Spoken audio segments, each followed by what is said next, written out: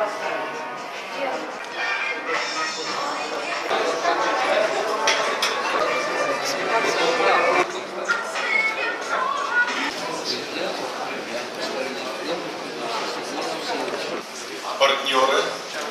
Мы начинаем наш Татарстан-турецкий торгово-инвестиционный мебельный форум. Sayın misafirlerimiz, Tatarıstan-Türkiye Ticaret ve Yatırım Mebeli Forumu'na hoş geldiniz.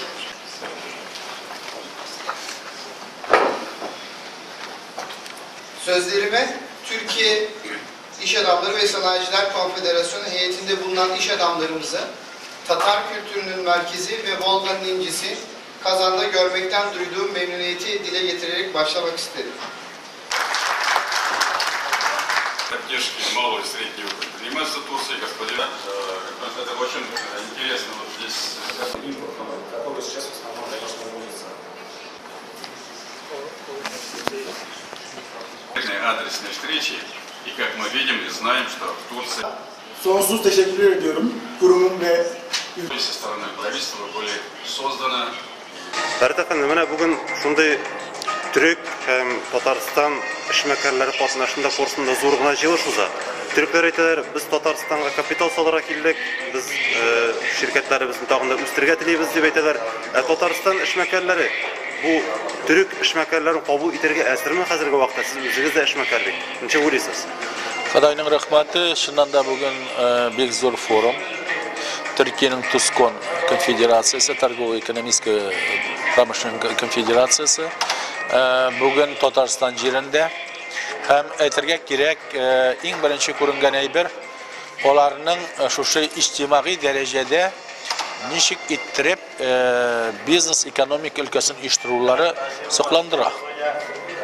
Ya'ni ularning tajribasini biz kelajakda o'zimizning ishchilikda qo'llanamiz degan birinchi fikr tu'di. İkinci fikir, bugün alar alıp geldiler, bunda mebel ülkesindeki biznesmenlerini, alar 40'tan artık kişi.